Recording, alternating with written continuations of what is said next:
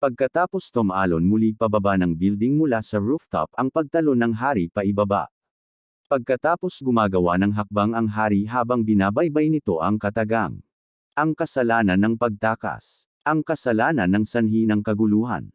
Ang kasalanan ng pananakit ng tao. Pinagpawisan ang kaluluwang tao, na ito habang siya ay nakayoko peren na nakaluhod sa hapag ng kalsada. Tapos lumakad ang hari sa kanyang hiliran habang nagtolampati ito na ang mga kasalanan ay masama. Ang 700 taon ay hindi sapat upang magdulot ng kaguluhan. 2,000 taon ay hindi sapat upang makatakas. Ang mga nananakit sa mga tao ay sinentensyahan ng 10,000 taon sa bilangguan. Kaya tinawag niya ito ng kanyang pangalan habang naglabas siya ng kanyang enerhiya sa kamay, tulpo, magsalita ka kung hindi mo ito gusto, habang nakataas ang kamay ng hari sa ere. Tapos naglagay siya ng lakas sa ere na parang may hinahawakan ito. Dahil sa iyon pala ay ang pagpunit niya ng dimensional tungo sa magubat na underworld. At napatayo ang mga kaluluwa sa kanilang nasilayan na kagubatan sa kung ano ba raw ang kagubatan na ito. Hindi nagtagal ang mga ibang kaluluwa, pumasok na sa ibang mundo na iyon na may pagtataka sa kanilang mga sarili. Samantala ang nagpangalang Tulpo ay nagtanong sa hari kasabay ang pagturo nito sa kanyang hintuturo, kung doon ba daw siya pupunta. Kaya sinagot siya ng hari na tama, doon ka pumunta. Tapos nagtanong si Tulpo sa kung bakit doon niya siya pinapapunta. Kaya ipinaliwanag ng hari ang kanyang pinanggalingan ngunit ito ngayon ay natatakpan ng damo at mga puno. Kung ayaw mo pumunta doon. Kaya ang nangyari pinilit niya itong pumasok gamit ang pagtulak sa puwete nito gamit ang kanyang paa. Tapos napatanong ang Tulpo sa kung bakit binago ang lugar na ito, at ano raw gagawin nila sa lugar na ito. Kaya naman minura niya ang mga ito at ano ba raw gagawin nila doon. Mga tanga, alisin ang lahat ng berde sambit nito sa mga kaluluwa na kanilang ikinanganga. Tapos ipinakita ang mga malawakang kagubatan na ang dating underworld. At gamit ang iyong sariling mga kamay, na ikinasigaw ng Tulpo sa kanyang mga narinig habang siya napalingon sa hari. Pagkatapos nawala ang dimensional na iyon sa kanilang harapan. Dito nagtanong ang Black Slime sa hindi ba't may sinusubukan siyang sabihin. Magsusumikap ako, ay dapat na isang bagay na ganoon. Pagpaliwanag ng hari sa slime. At hindi raw naniniwala ang slime. Kaya naman ipinaliwanag ng slime sa pagmamatigas ni Tulpo dahil sa may tinatakasan siya na alhalki kanina, kasabay nito sa pagtanong niya sa hari sa kung sasamahan ba daw niya ang mga binalik niyang kaluluwa sa underworld. At nang malaman ito ng hari nagalit siya sa bakit hindi daw sinabi ng slime noon yun, at saang direksyon daw sila nagpunta dagdag tanong pa ng hari sa slime. Pagkatapos nalipat ang sense sa kung saan may paaralan. At ipinakita dito sa room 2-2 na may mga kumakalat na mga kulay langis sa kung saan-saan sa room 2-2 na ito. Pagkatapos ipinakita dito ang pagkaroon ng kaluluwa ng tao sa may daan at sa may hagdan ng paaralan. Sa kabilang banda naman nakamasid pala ang 3 tao na ito sa kung saan hinarang nila ang pwede madaanan ng mga kaluluwang tao kaya mahirap na sila makapasok dito sa kanilang 3. At para sa ibang kadahilanan gusto pa rin nilang maghanap ng ibang paraan, para humihingi ng tulong mula sa ibang tao. Tapos ipinakita na ang nagsasalita pala ay si Lijiwo, bilang pagpakilala sa kanya at ang kanyang trabaho, ay Undertaker. At tandaan, ang Undertaker isang tao na ang trabaho ay maghanda ng mga bangkay para sa libing o cremation at gumawa ng mga kaayusan para sa mga libing, ano kaya tawag dito ito ba ay trivia o ano kaya basta iyon na iyon. Samantala nagtanong ang isang lalaki sa kung ano pa ang kanilang gagawin di ba mamamatay daw sila kung magpapatuloy lang sila doon sambit niya dito habang nakatingin ito sa hagdan pataas, at nagtanong ang babae sa Undertaker sa hindi ba daw siya ang tagapangasiwa bakit napakahina daw ang mga post-dead nito. Kaya ang pangunahing tauhan ay gumagamit ng salitang mortal, dahil siya ay mula sa impyerno at may kadalubhasaan sa paksa na taliwas sa isang walang ingat na pagsasalita kahit kaunti. Ang ibang mga tagapangasiwa ay may halos supernatural na kapangyarihan. Hindi ka ba magaling gumawa ng kahit ano tanong nito sa babaeng Undertaker, habang ito paakyat ng hagdan pataas. Pero sa kabila ng mga pang-alis pusta ng babae sa kanya mahinahon niya pa rin itong kinausap ng maayos ng walang palya, dahil sa ito ay dahil hindi pa ako nakakahanap ng isang patay na tao upang mahasa ang aking kakayahan. Gayunpaman, paprotektahan kita kahit papaano, huwag kang mag-alala. Samantala nakaakyat na pala ang kaluluwang tao sa hagdang malapit sa kanilang kinatayuan, na ang siyang pinagtaka ng Undertaker sa kung paano ito mabilis na napunta sa kanila. Pagkatapos may sumugod na kaluluwa tungo sa kanila para umaatake. Kaya naman inutusan ng Undertaker ang mga tao na umakyat sila ng hagdan dahil doon nagunahan sila paakyat sa hagdanan pataas. Samantala hinarang ng babaeng Undertaker ang pag-atake ng taong kaluluwa gamit ang pagsalag at paghawak sa kamay nito para hindi ito makalapit sa kanya. Pero sa kabila ng ginawa ng babaeng Undertaker sa taong kaluluwa ay tuloy pa rin ito sa pagsanggab niya sa babaeng Undertaker kahit hindi ito maabot ng kanyang nanggaliit na bibig. Pagkatapos sumigaw ang isang lalaki sa may pintuan na ang pinto daw nabuksan niya na kaya magmadali na raw sila umakyat at tumunggo sa pintuan na yon.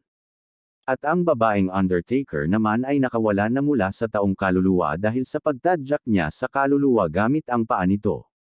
Kaya naman sinabihan niya ang iba pa na magmadali na sila tumakbo patungo doon. Ngunit may isang babae ang sumigaw sa may hagdan ng kanilang tulong sa dahil sa hawak pala ng taong kaluluwa ang paa nito kaya napasigaw na lang ito para sa tulong ng iba para sa kanya. Dahil sa ginawa nitong ingay sa pagsigaw kaya naman mas lalong tumindi ang pagnanasa ng taong kaluluwa na muli siyang pasigawin gamit ang malahalimaw nitong bibig.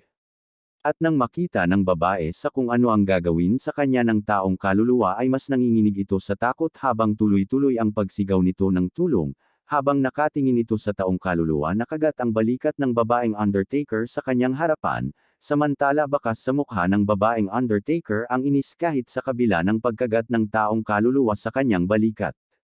Kahit ganun pa man ang nangyari sa kabila ng lahat gagawin niya ang lahat ng kanyang makakaya matulungan lang ang isang babaeng nagmaliit sa kanya. Dahil doon nakakuha siya ng lakas para maitulak ang taong kaluluwa gamit muli ang paa nito habang hawak nito ang babae para sa kanyang protection. Pagkatapos kinamusta niya ang babae sabay sa paghaplos sa ulo nito pahiwatig na dapat nang huminahon ang isang babae.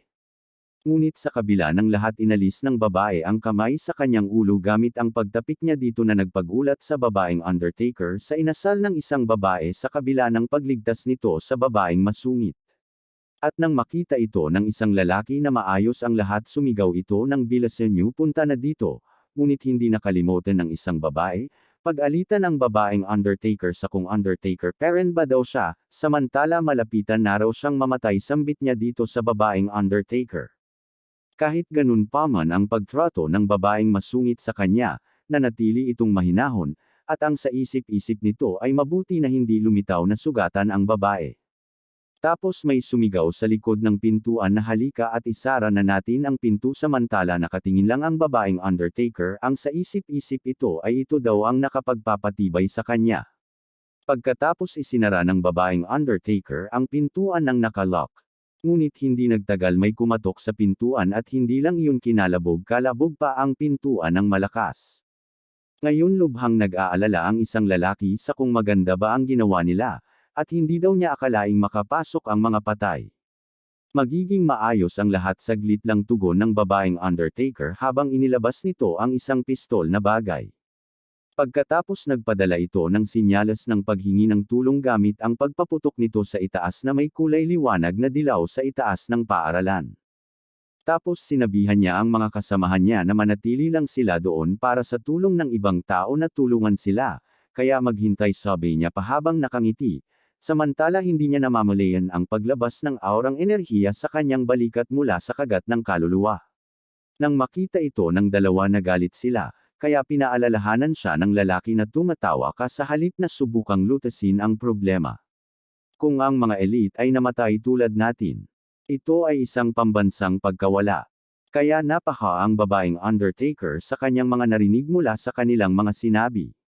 Dahil doon na trigger ng babaeng Undertaker ang isang babae na nagsimula na namang magsalita ng trotetat ika pa niya dito sabi mo isa kang tagapangasiwa na walang silbi, ngayon lang, muntik na akong mamatay dahil sa iyong kakulitan ika pa niya sa Undertaker na babae.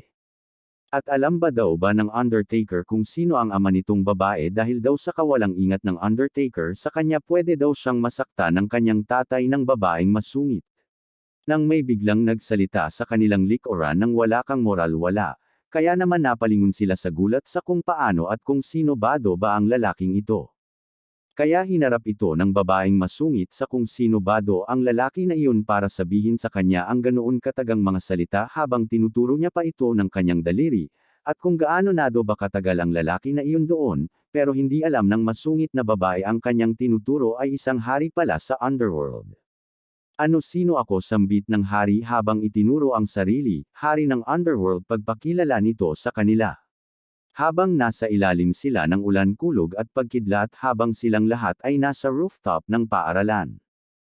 Tapos tumangala ang hari sa kalangitan at kinausap si Sun Jinim ang kanyang pinuno, sinasabi mo bang ito ay isang paghahayag? O pag-usapan natin ito, Sun Jinim. Samantala hindi nila maintindihan ang ibig sabihin ng hari kaya napagdeskitahan nila itong baliw ba na tao. At hindi lang iyon tinapik pa ng isang lalaki ang kamay ng hari, dahil sa baliw daw ito, at sino daw ba ito para maging bastos sa Seoul, at paano raw nakarating ito doon sa kanila sa itaas tanong pa ng isang lalaki sa hari. Samantala ang hari ay amoy dugo daw ng tao ang pagpunta niya doon, at nakatadhana daw siyang mapahamak sa mga tao. Tapos nagpaliwanag siya sa kanila sa kung paano siya napunta doon iniisip daw niya kung anong nangyari. Kaya siya tumalon sa itaas para makita ng kanyang bukas ng mata ang mga nangyari. Kahit ganun pa man anong kalokohan daw ang sinasabi ng hari. Iniisip ba ng hari na maaari siyang maging isang tagapangasiwa? Pag-stalk sa patay na ikinatawa nila. At anong kakaibang hanbok, kahit isang pulubi ay hindi magsusuot nito. Tapos lumabas ang black slime at nagtanong sa kung dapat niya daw ba niyang patayin ang lalaki na iyon. Bata sila, pabayaan muna, paliwanag ng hari sa slime. Ito ay dahil sa maling pag-aaral ng kanilang mga magulang. Kapag namatay ang kanilang mga magulang, kailangan mo silang turuan ng leksyon. Dagdag pa ng hari sa pagpaliwanag sa slime. Habang natinjin lang ang isang lalaki sa nagsasalita na hari. Tapos bigla nitong kinuilyuhan ng hari tignan mo ang maldito na batang ito na sinisiraan ang ating mga magulang. Gusto mo bang mamatay, ababata ang hari pa talaga ang kinausap mo ng ganyan pangungusap? Bakit ninsulto ka ba tanong ng hari? Huwag kang magpanggap na hindi mo naiintindihan, sabi pa ng lalaki sa hari. Tapos lumapit ang babaeng Undertaker sa kanila para awatin, niya sila ababata chill ka lang. Huwag kayong mag-away, dahil doon sa halip na makinig siya sa babae mas pinili niya pang paalisin ang babaeng Undertaker. Gusto lang kitang protektahan sabi ng Undertaker sa lalaki, na lalong nagpinas sa lalaki dahil doon nauwi sa pagwakli ng lalaki sa babaeng Undertaker kaya naman humandusay ito sa hapag ng rooftop. Pero nang magsalita pa sana ang babaeng Undertaker sa halip magsalita napakagatlabi na lang ito dahil sa mayroon siyang biglang iniindang sakit, kaya wala siyang nagawa kung hindi manggaliit na lang. Tapos ipinakita ang sugat niya dulot ng pagkagat ng kaluluwa kaya nabahiran na ang kagat ng Hulk. Matitiis ba niya ito hanggang sa dumating ang ibang mga tagapangasiwa? Samantala hindi pinapansin ng hari ang nanggaliit sa galit na lalaki sa kanya at ang tanging nasa isip ng hari kung ano, baro ba itong babae? Sa kung bakit parang may kahawig daw ito. Na lalong ikinainis ng lalaki sa kung bakit hindi daw ito tumitingin sa kanya, kaya ikaw bastard. Alam mo bang nakakatakot kami? Kung mapupunta ang tatay ko sa impyerno, iiyak at magdadasal din ang hari ng underworld. Sorry sa hindi. Noong yan ang sasabihin niya sambit niya dito sa hari. Kaya ang nangyari ay ang pagpigil ng tawa sa pinunong hari ang kanyang pagtawa na parang kamatis na ang pisngi nito sa pagpigil ng kanyang tawa. Kaya natigilan ang lalaki sa kanyang ginawa sa hari nang makita niya ang mukha nito na pinipigilan ang pagtawa kaya naisip niya na ano ba daw problema nitong kumag na hari na ito. Habang tuloy pa rin ang ganitong pagtawag ng hari. Bakit daw ba siya tumatawa? Nakakatawa ba daw ba siya? Kaya wala na daw siyang ideya pa, kaya naman inangat niya ang kamao dito para sa kanyang pag-atake sa pagsuntok sa hari, at hindi raw siya mabahala sapagkat ang tatay niya lang daw ang bahala. Tapos napasigaw ang black slime, na ang mahalaga daw ay ang hindi patulan. Baliw ka bastard. At ayun na nga tumama na ang pag-atake ng suntok ng lalaki sa hari na may mapangwasak na pag-atake ngunit sa hari parang hindi naman ito tumama sa kanya. Samantala galit na galit ang lalaki sa hari, na may panggaliit sa galit sa kanyang sarili. Samantala hindi makapaniwala ang isang lalaki sa ginawa ng babaeng Undertaker sa kanyang sarili. Tapos nagkomento ang slime sa gobernador, nahuli na para pigilan ito. Habang ang babaeng Undertaker ay nakayakap sa hari dahil sa pagprotekta niya sa hari para hindi matamaan sa pag-atake ng suntok ng lalaking baliw. Ngayon tingnan mo ang sitwasyon. At paano ka makakatayo ng ganito dapat mong iwasan sambit ng babaeng Undertaker sa hari hanggang napaubo ito ng sunod-sunod ng may pagsubo ng dugo. Manatili sa likod, paprotektahan kita kahit anong mangyari sambit ng babaeng Undertaker sa hari habang ang hari ay nanatiling walang emot. Kaya ang karanasan daw ng pagkawala ng isang tao ay hindi maging madali kaya naman preprotektahan daw niya ang hari. At sapat na daw iyon ang isang beses. Kaya na-trigger na naman ang lalaki sa kadaldalan ng Undertaker na babae ang moldita daw na ito. Ginagawa mo ba kung masama? Huwag mong gawin ang kalokohang ito dagdag pa ng isang lalaki sa pagsigaw. Tapos inilabas ng lalaki ang kanyang kutsilyo sa kanyang kamay. Stick to your limits, basura ka. Pagkatapos sumugod ang lalaki gamit ang kutsilyo nito sa pag-atake sa kanyang kamay. Kapag nakakita ako ng kasalanan, nanlaki ang aking mga mata. Nang biglang hinawakan ng hari ang ng isang lalaki para pigilan ito sa pag-atake niya sa kanila. Paanong hindi ito papansinin ng hari ng underworld ikapa niya dito sa kanyang sarili habang hawak ang babaeng Undertaker sa kanyang tagiliran habang pinipigilan ang pag-atake ng lalaki gamit ang kutsilyo, kaya nagulat ng babaeng Undertaker.